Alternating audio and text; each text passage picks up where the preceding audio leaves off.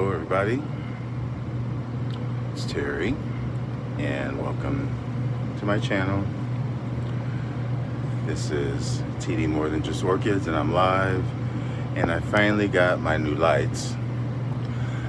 I am just down here sort of surveying some things, noticing this dendrobium is, some of its leaves are browning, which is a deciduous, so that is expected. Still seeing some roots on a lot of my mounts, which is very, very encouraging. Notice this, I need to pay a little bit more attention to it because you can see it's getting shriveled, too shriveled in fact.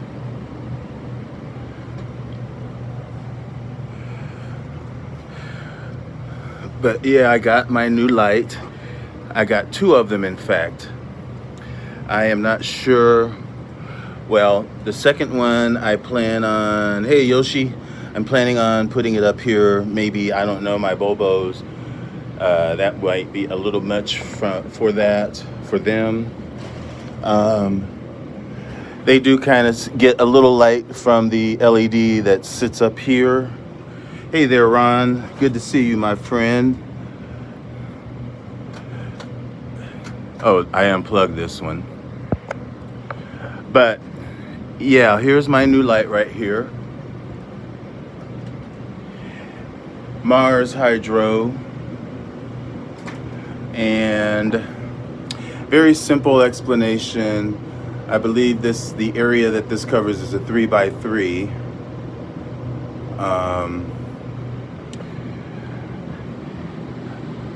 You can see the spectrum of the bulbs, mostly white, a little bit of red in there. So this area has been without lights for just a short while. My old LED went out.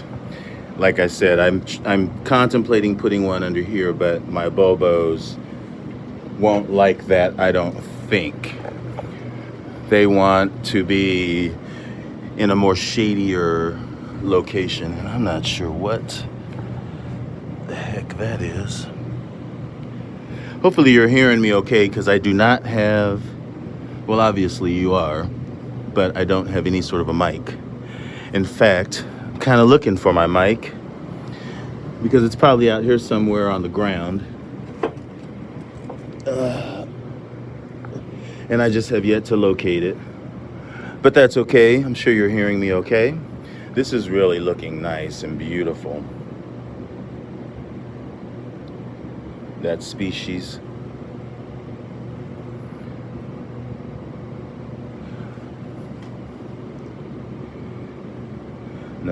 Another whole spike left to come. Nice roots happening on this Brassavola as well.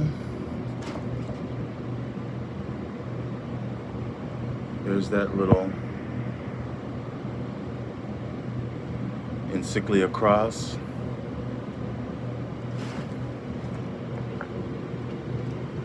Still looking really, really nice. And actually this flower is about to open. That'll be a first time bloom for me. That's Leptotes tenuis. So cool. And there's the whole plant with the other bud over there. Hopefully there will be more to follow. Beautiful. But yeah, this light is really nice. This is going to be a change from my other Mars. This Mars that's right here that I've had for a few years. And I really think that those have worked good for me. I have another one up there. It's interesting because when I joined the Illinois Orchid Society, wait a minute. When I joined the Illinois Orchid Society, one of the very first speakers who was a member, he spoke about lighting. And he more or less said, quite frankly, that these lights were not even LED lights. Oh my God. Well, good thing I'm only showing my plants. and it's not me on the big screen because I'm not ready for my close-up yet. Even at 55, I'll never be ready. Just FYI. But anyway, I appreciate you blowing me up like that. But yeah, he was one of the growers. He is a grower, and he grows excellent. I mean, every plant that he has is blooming size, and it blooms. So he's a good grower. But he said that those lights were not even he said they were junk. He said they were junk. But you know, they've done something, even if it's a placebo. So I'm highly looking forward to these plants, how they will do, especially since you know, a few of them are doing very well. You know, this one is doing very well. It's got roots down there. My sheath's blasted again. Maybe it'll still bloom. This is the second year. And actually that bulb looks funky, although it's still firm. My Miltonia back there still looks really nice. That, you know, Yoshi, you have one of these. I think that's the black one that I got from your friend. Hopefully I'll be getting some spikes soon on this epidendrum, which is that, is it Walnut Valley, Unabi, something like that.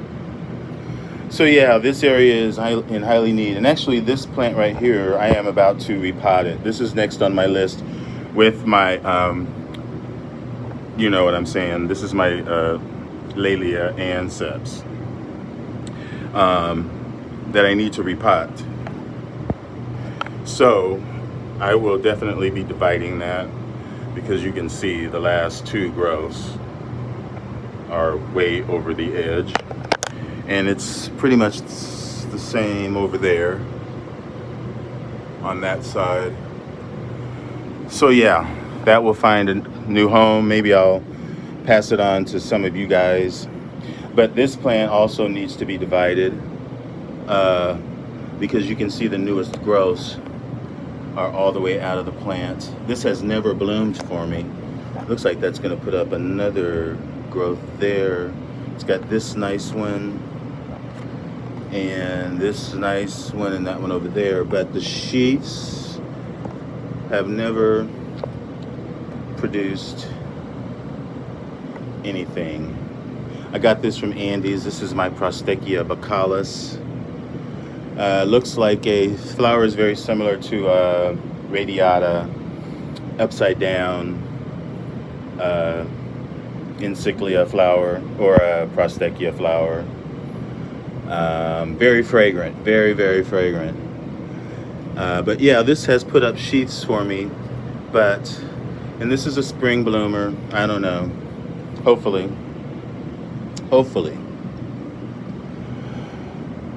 But yeah, anyway, my light came. I got another one. This is how it came packaged. I will show you that. I was surprised that it came with a timer, because, you know, I come out here every night and every morning and turn on the lights. So that was definitely needed. Also, this was needed. I got two of these now, although they don't last that long.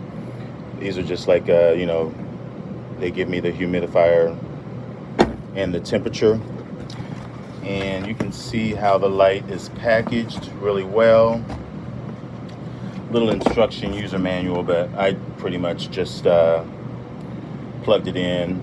But it does have settings on it to where you can adjust I think you can adjust the light on it to how, yeah, you can lower it and raise it. So that's a good feature. So it does have some features on it.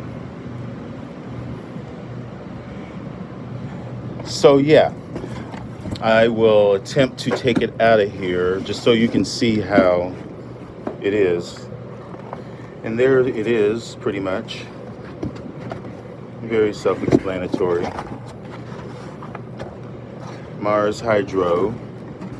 I think this is the Model 1000, T1000, I believe, maybe. But very easy plug and play. full spectrum LED. So I'm very happy to finally, you know, upgrade a little bit. But I'm very happy with my existing Mars. Yeah, well, these were about 130. I paid 130. I don't think that's so bad. These Mars that I've had this one for probably 5 years, and I paid 60 for this, and I think that's 400 watts, or maybe it's 3, but this is twice as powerful, and I think the light's better. I mean, that's more of a natural light than that over there, so they last.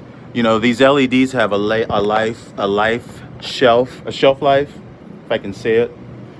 So LEDs, you know, not only do they use less power, less energy, more energy efficient, but they last longer in comparison to some of these others. Well, I used to have fluorescents, and fluorescents really only have a life of about, what, 6 months, or maybe it's 3 months, something like that.